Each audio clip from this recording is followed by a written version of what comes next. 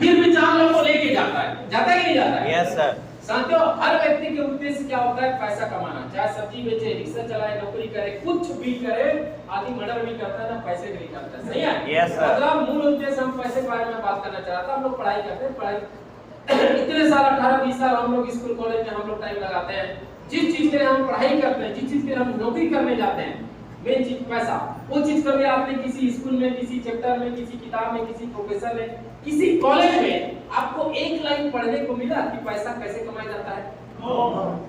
इतना गलत सिस्टम है। सही है? जिस चीज के लिए हम पढ़ाई करते हैं बचपन से, वही चीज एक स्कूल में, एक कॉलेज में ना, एक किताब में नहीं लिखा रहता कि पैसे कैसे कमाया जाता है। सही है ना? हम उसी के लिए पढ़ाई करते हैं।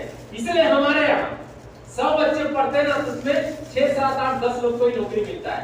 बाकी सब नारा लगाते रहते हैं, है ना, कि जॉब जॉब जॉब करके, क्योंकि साथियों गवर्नमेंट के पास इतना जॉब नहीं है कि आपको दे सके। सही है? और साथियों, जिस चीज के लिए हम पढ़ाई करते हैं वही चीज पढ़ाया नहीं जाता है ना, इतनी दुख की बात है। मानते हो इस चीज को? साथियों, मैं इसलिए शुरू बोला कि सपने पूरा करने के लिए सबसे ज्यादा पैसे की जरूरत होता है, और पैसे कमाने के बारे में कभी स्कूल कॉलेज में नहीं पढ़ाया जाता। इसलिए एक व्यक्ति आज भी दिन का 200 कमाता है, कोई 400, कोई 2000 रुपए, और इसी दिन का एक व्यक्ति लाखों करोड़ अरबों रुपए नहीं कमाता है। कमाते कि नहीं कमाते? यस। अनिल मुकेश, धीरूभाई अंबानी को जानते हो आप? यस। एक दिन में कितना कमाता होगा आपके हिसाब से? पता नहीं सर। करोड़ों कमाता होगा। एक व्यक्ति नौकरी करता है 10,000 का, ठीक है, उसका जीवन भर का 30-40 साल नौकरी करता है ना, तो करीब करीब पता है वो 40-45 लाख रुपए कमाता है। 30-40 साल, 28-30 साल में नौकरी चालू करता है, रिटायरमेंट, ठीक है, 58-60 साल, तब जाके 40 लाख कमाता है। और साथियों, यहाँ पर अगर महीने में भी अगर सिर्फ 2 सेल करते हैं ना, तो आप एक साल में 40,95,000 रुपए कमा सकते हो। मैं यही बात कर रहा था, लेकिन केवल हमारे दिमाग में पचता नहीं है, क्योंकि हमने ज्यादा पढ़े लोगों को कमाते नहीं देखा, इसलिए हमारे दिमाग में एक साल में 40,95,000 रुपए हाथ तो उठा देते हैं, लेकिन लगता नहीं है हमको अंदर से कि हम कमा सकते हैं। सही है? क्योंकि साथियों, हम लोग ने जिस मोहल्ले में, जिस गांव में और जिस यारी दोस्ती में रहते हैं ना, वहां पर हमारे मस्तिष्क को ना बांध दिया जाता है। ये कैसे बांधा जाता है मैं आप लोगों को बताता हूं कि एक आम व्यक्ति ना ज्यादा पैसे के बारे में सोच इसलिए नहीं पाता, क्योंकि इस दुनिया में बताया ना, धीरूभाई अंबानी हमारे 40 साल का मेहनत का पैसा वो 1 मिनट में भी करोड़ों रुपए कमाता है। इसको फाइनेंस का कॉन्सेप्ट बोलते हैं, जिसको स्कूल कॉलेज में नहीं पढ़ाया जाता। और मैं इसीलिए आज बता रहा हूं पैसे कमाने का तरीका। अगर आपको पैसे कमाना है तो नौकरी कर लो या कोई और धंधा कर लो। दूसरा, अगर आपको ज्यादा पैसा कमाना है तो आप बिजनेस कर लो, लेकिन बिजनेस करने के लिए आपको पैसा और संगठन, लोग चाहिए। सही है? फाइनेंस का कॉन्सेप्ट ये कहता है साथियों कि अगर आपको ज्यादा पैसा कमाना है, ठीक है, तो आपको अपने साथ लोगों को रखना पड़ेगा। और फाइनेंस का कॉन्सेप्ट धीरूभाई, अनिल मुकेश अंबानी, टाटा बिरला, इन लोगों ने, भगवान ने उनको भी 24 घंटा दिया, आपको भी दिया, लेकिन हम 200-400 हजार रुपए कमाते हैं। उसी 24 घंटे में एक व्यक्ति करोड़ों रुपए, मतलब हमारी पूरी जिंदगी का पैसा कमा लेता है। क्योंकि साथियों, धीरूभाई अंबानी को भी 24, आपको 24, मेरे को 24 घंटा है ना, लेकिन इनकम में इतना फर्क इसलिए है कि धीरूभाई अंबानी ने अपने साथ लाखों लोगों को नौकरी देकर रखा है रिलायंस इंडस्ट्री में। मानते हो ना? आप और हमारे जैसे ना पढ़े लिखे लोगों को, कोई इंजीनियरिंग किया है, जा करके इंडस्ट्री में काम करता है रिलायंस में, 50,000 रुपए सैलरी उसका। सही है? और ऐसे ही जो है ना, पूरे भारत में अगर देखा जाए तो 1 लाख से भी ज्यादा रिलायंस इंडस्ट्री में आपको हमारे जैसे लोग नौकरी करते होंगे ना। हर व्यक्ति 8 घंटा काम करता है, तो 1 लाख एम्प्लॉय मिल 8 घंटा करेंगे, तो इनडायरेक्टली अनिल मुकेश अंबानी के लिए कितने घंटा काम हो रहा है? 8 लाख घंटा। साथियों, 8 लाख घंटा एक दिन में काम हो रहा है, तो क्या करोड़ों रुपए कमाना कोई बड़ी चीज है क्या? है ना? हम 8 घंटा काम करते हैं, इसलिए हमारे लिए बड़ी चीज है। लेकिन फाइनेंस का कॉन्सेप्ट यही है, और जिन लोगों ने समझ गया फाइनेंस का कॉन्सेप्ट, आज उनके लिए पैसा कमाना, करोड़ों रुपए भी, लाख रुपए भी बहुत आसान है। लेकिन हम फाइनेंस के कॉन्सेप्ट को नहीं समझे, हम कितना भी पढ़ाई कर ले, 10, 12, 20 हजार रुपए कमाना महीने कभी बड़ा कठिन होता है। और साथियों, इसी को बोलते हैं फाइनेंस का कॉन्सेप्ट, और ज्यादातर हम लोग समझ नहीं पाते, इसलिए हमको पैसा कमाना कठिन होता है। लेकिन साथियों, हमारे जितने भी सीनियर है ना, ये लोग फाइनेंस के कॉन्सेप्ट को समझ चुके, और इसलिए आज ये लोग पता है पैसा ये लोग ज्यादा कमाने की सिर्फ यही है कि आज हम अकेले हैं, कल 2 फिर 4, हर व्यक्ति 1-1 घंटा आपके लिए काम करता है तो आपका समय बढ़ जाता है। और जब तक आप अपने समय को नहीं बढ़ाओगे ना, आप कितना भी कर लो, एक नौकरी करके ना ज्यादा पैसा नहीं कमा सकते। एकदम फैक्ट है ये, झूठा नहीं, एकदम फैक्ट है। कुछ भी कर लो, एक नौकरी करके ना ज्यादा पैसा आदमी इसलिए नहीं कमा पाता। और आपको ज्यादा पैसा कमाना है ना, तो आपको कहीं न कहीं आपको अपने साथ लोगों को रखना पड़ेगा, और ये बिजनेस यही मौका देता है साथियों। दूसरी चीज मैं बोल रहा था ना, ये एक कहानी में बताता हूँ, उससे अच्छा मैं समझा पाऊंगा कि हम लोग ज्यादा इसलिए सोच नहीं पाते, जिस गांव में, जिस परिवार में, जिस यार दोस्ती में रहते हैं, वहां पर हमारे दिमाग को बांध दिया जाता है। कैसे? मैं कहानी सुनाता हूँ।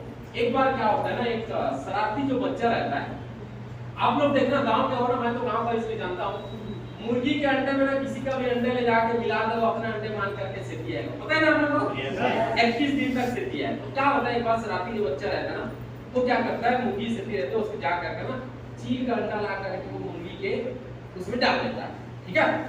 अब वो 21 दिन तक अपने अंडे के साथ साथ चील का अंडा को भी वो सेती है। अब 21 दिन बाद मुर्गी के अंडे से मुर्गे का चूजा निकलता है, मुर्गी का, ठीक है, चील के अंडे से चील का बच्चा निकलता है।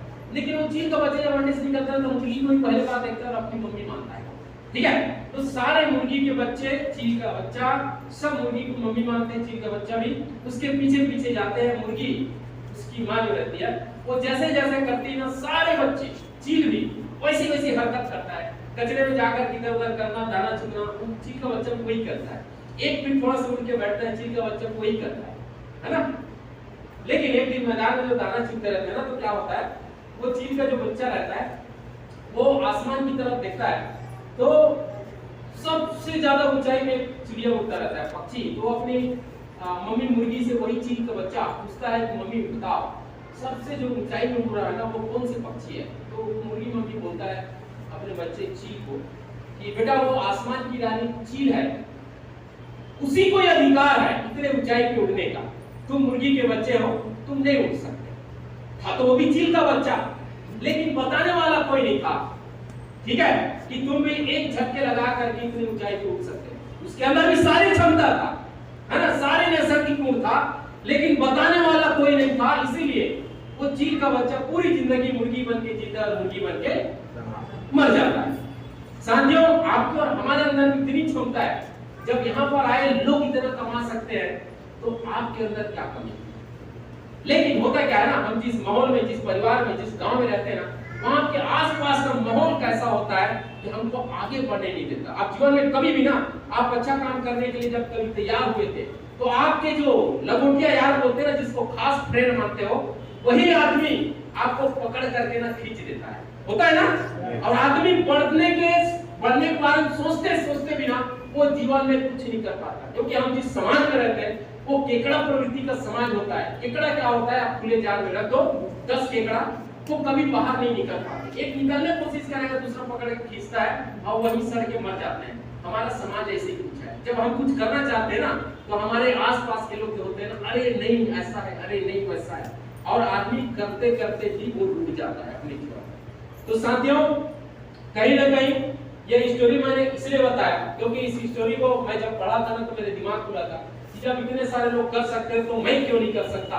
और साथियों, मैंने गवर्नमेंट जॉब करने के बावजूद भी बिजनेस को क्यों करना चाहिए, यहाँ पर बैठा हर व्यक्ति को क्यों करना चाहिए, क्योंकि हर व्यक्ति अपने बच्चों से, अपने परिवार से प्यार करते हैं ना, मोहब्बत करते हैं। मतलब हर व्यक्ति चाहता है कि मेरे ना रहने के बावजूद मेरे बच्चों को, मेरे वाइफ को, मेरे परिवार को तकलीफ नहीं आना चाहिए। हर कोई सोचता है ना।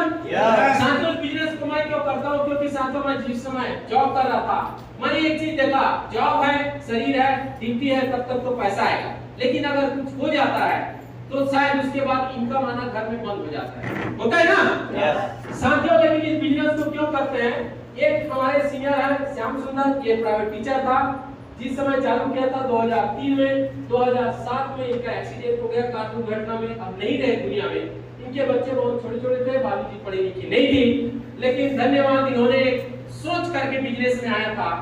और ये 2007 में जब इनका दुर्घटना हुआ तो इनके साथ 17,000 लोगों का नेटवर्क था। इनके चले जाने के बाद, ठीक है, वो 17,000 का नेटवर्क ऐसे ग्रोथ करते करते करते करते आज 30 लाख से ज्यादा का नेटवर्क है और जिस समय खत्म हुआ उस साल इनके ना रहने के बावजूद भी कंपनी ने 14,47,000 इनके घर में भेजा था, ठीक है, क्योंकि वो 17 लोग जो है ना काम करते रहे।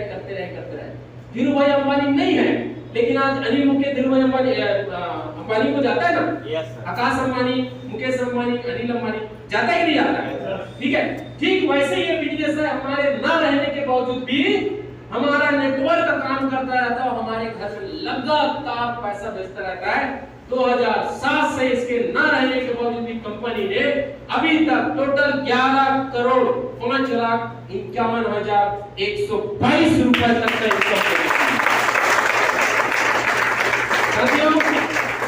लीगलिटी की बात करें तो 100% 2016 में नरेंद्र मोदी के आने के बाद ना हमारी कंपनी को लीगल मिल चुका है कि आप यहाँ करियर भी लगा सकते हैं।